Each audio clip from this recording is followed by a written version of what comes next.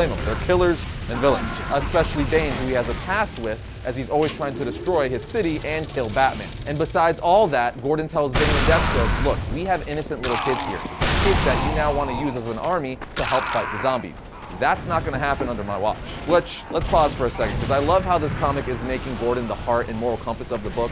It's great when writers understand Gordon and write him well like this. Deathstroke then asks to speak to Jim privately, and then says, who did you lose? Did you lose someone? Jim replies, I'm not discussing this with you. Deathstroke then tells Jim, we're not going to protect these kids or ourselves by pretending the monsters aren't out there. We need to prepare them. This isn't an ideal situation for anyone, but I'm a practical man.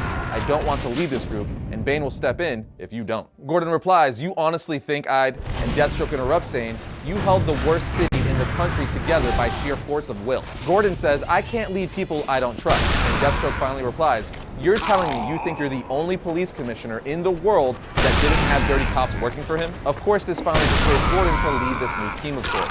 He then gives a speech and says, tonight we get you all set up. Bed sheets, food, and then tomorrow you meet the kids, and we start to prepare. But before they can get to bed, Rose asks, what the hell is behind these doors? And Gordon replies, the ones that didn't make it. Cheetah then says, you have an entire room full of infected? Gordon said sadly, some of them are children. Bane is like, none of them are children, they're a virus. Lady Shiva responds, it would be negligent and stupid to allow this disease to exist within this building. This of course pisses Gordon off, so Deathstroke jumps in saying, go to the kids, make an excuse for the noise. You don't have the stomach for what has to happen. Let us take care of it for you. So Cassandra takes Jim away, while Jason says, walk away Jim, there's work to do. Then Deathstroke, Deadshot, Jason, Bane, Grundy, and Ravager destroy the infected. Over the next several weeks, each of the villains are assigned to teach the kids certain traits. Eva and Jason Todd had hand-to-hand combat, Deadshot marksmanship, and Creeper taught the kids what he thinks to say when defending undead. And lastly, Bane taught the kids why humankind brought the fall of civilization on themselves. And as time goes on, we see the villains develop feelings for the kids.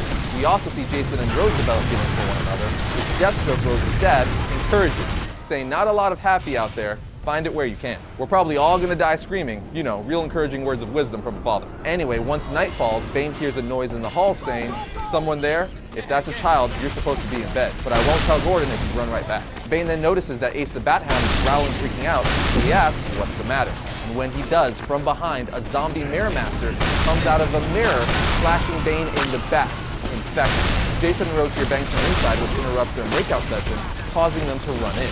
Once inside, they see Mirror Master trying to rip kids into the mirrors. He almost gets the child, but Deadshot stops him, inevitably causing him to be caught by Mirror Master instead. At which point, Gordon shoots the mirror to stop Mirror Master from being able to enter the building. But Gordon, shattering the mirror, closes off Mirror Master's portal, which in turn severs Deadshot's legs off. The comic then ends with an infected Bane breaking open the walls of the orphanage, allowing the infected to charge in. Talk about a cliffhanger. And just like that, you have issue 2 of Deceased Unkillables. I'm absolutely loving this series. To me, it's very much in the vein of Justice League Dark Apocalypse War, where they just keep killing off characters left and right with twists and turns all along the way. I am loving it. I say it all the time, but I'm a massive fan of Elseworld stories because you can do and get away with anything. Meaning, we get all these takes on characters we would never be able to get away with in the main continuity. So it's just fun to see like a zombie Wonder Woman and Superman and being able to kill off A-list characters without having to worry about long-term repercussions. So clearly I'm very excited to talk about issue 3, the finale issue to this series. But what do you guys think? Do you love this series? Do you think it's just okay? Let us know your thoughts down in the comments. First up for the week of June 16th, we have The Flash Annual Issue 3. From the pages of Suicide Squad, Task Force X and Captain Boomerang are on the loose, and The Flash is in hot pursuit. But is he really the hunter or the hunted? Here we have Gideon Falls issue 22. This is a brand new story arc for Jeff Lemire's 2019 award-winning title for the best new series. Now we have Mighty Morphin Power Rangers Teenage Mutant Ninja Turtles issue 5. This is the finale issue to hands down one of my favorite titles in recent years. It's the ultimate showdown between the Mighty Morphin Power Rangers and the Teenage Mutant Ninja Turtles up against the joint forces of Rita Repulsa and Shredder. And finally we have Dark Knight's Death Metal issue 1. This series is a must-read for any comic fan as it's quite literally going to shape the DC universe going forward. I already read it, and let me tell you guys, crazy stuff went down. And just like that, that brings another episode of Variant to a close. But if you like this episode, be sure to check out our episode on issue 1 of the series. And if you like the channel, be sure to like, comment, and subscribe. So I'll see you guys next time when I talk about all things comics.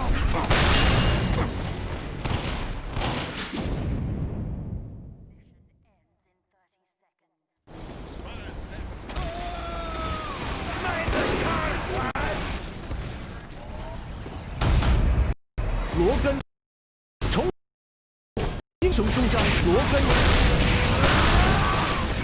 Someone come along. Someone has come along.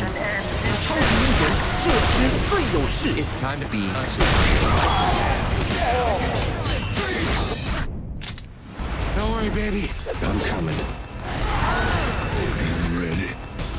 Welcome to the full story series right here at Comic Story, where we take some of our older storylines that we've broken into single issues or 2 to 3 issues and turn them into a playlist, and then we combine them into an epic long journey for you to enjoy. That's the point of the full story series, taking our playlists and turning them into movies you can just pop on and sit for a long drive or sit at your studies or whatever you have to do. Today we're going to be covering Deceased. It's the time. Because here at Comic Story, we like to give you the true full story, everything that was involved in a particular event to the best of our ability. So, today we're going to do issues 1 through 6 of Deceased, and then the spin-off book with Constantine. Enjoy.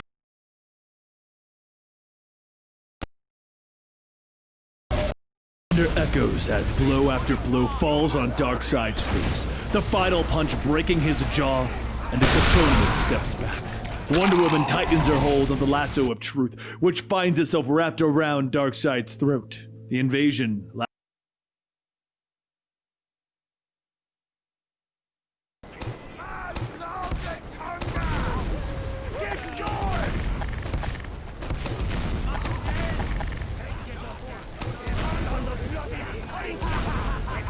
Mission begins in 10 seconds. 5, 4, 3, 2, 1.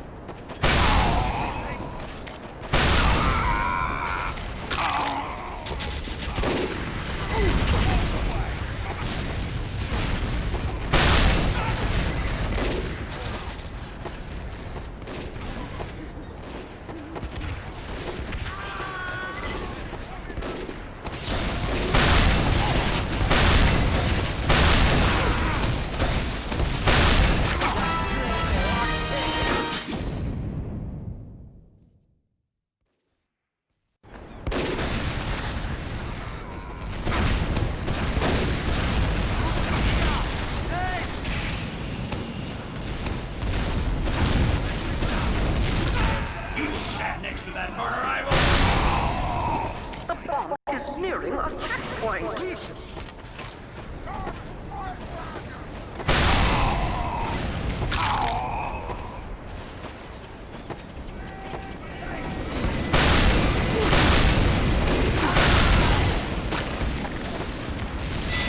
He has received additional time.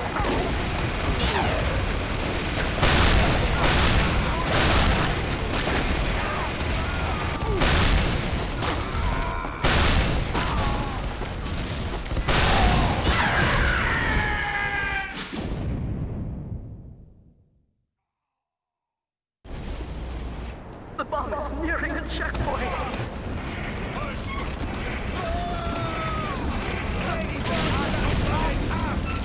The enemy has received additional time. You will stand next to that corner, I will stand you next to that corner.